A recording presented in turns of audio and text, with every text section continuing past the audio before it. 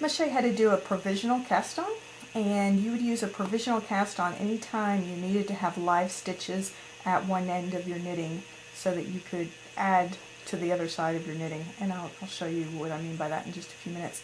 There's a lot of different methods for doing a provisional cast on. This one happens to involve using a crochet hook and a chain stitch, crochet chain stitch. I find this just to be the easiest method, but it's certainly just personal preference. You will need a piece of waste yarn that's preferably a different color from the yarn that you're working with. That will just make your life a little bit easier when you go to work with your provisional cast on. And then you just make a crochet chain, and we do have a video on how to make a crochet chain if you don't already know how to do this. But you want to chain several more stitches than you're actually going to cast on with your knitting. So say if you're going to cast on 10 stitches with your knitting, then you want to do about 14 or 16 cast on stitches with your crochet hook. So here's our chain, and when you're done with your crochet chain loop, I like to just take the end of the chain and put it through the last loop there just really loosely, and don't pull it tight because you're going to need to undo it, but that just helps to keep it from unraveling while you're working on it.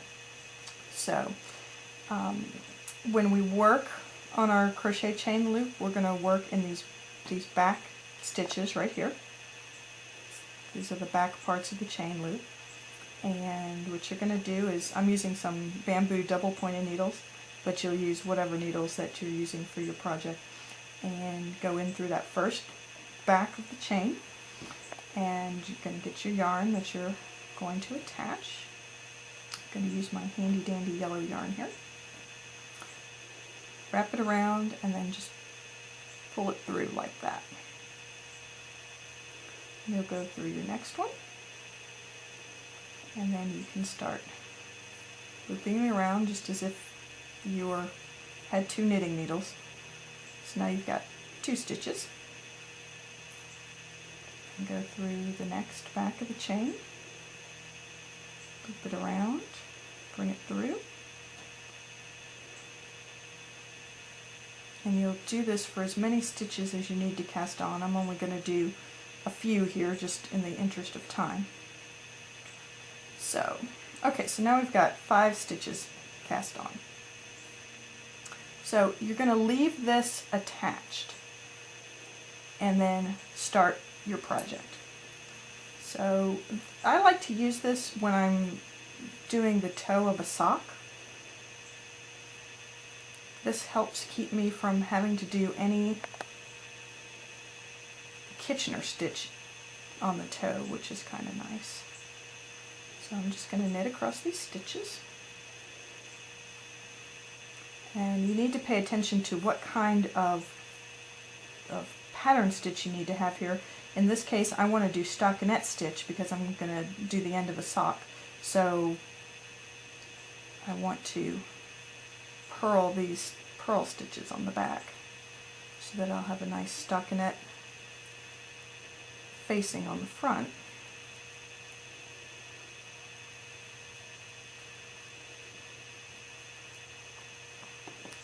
And usually what I do is about 4 rows. So now I'm knitting on this side to keep with my stockinette stitch.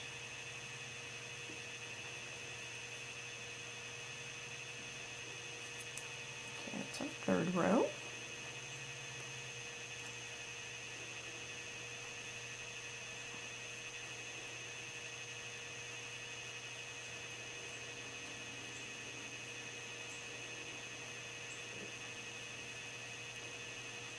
Okay, so that's 4 rows of stockinette stitch we've just done.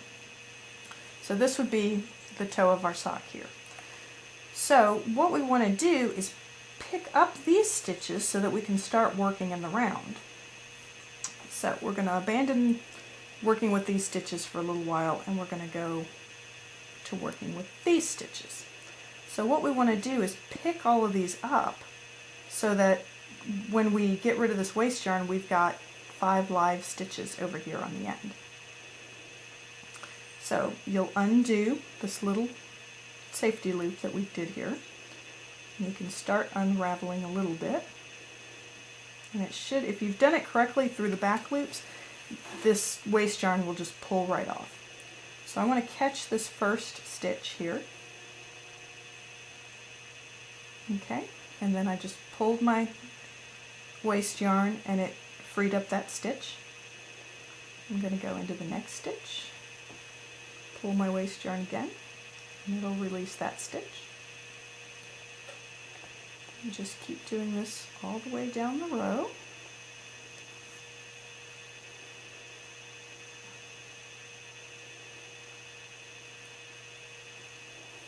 Pull your waste yarn again. Sometimes they get a little hung up just because of all the fuzz in the yarn, and that's okay. And got one more stitch over here.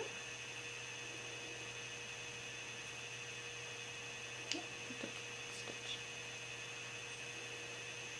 That's your last stitch. The last one can be a little bit tricky to find because it tends to get tight. Okay. And I'm going to pull it this way just because I had a lot of extra stitches on there. So now I've got 2 sets of live stitches.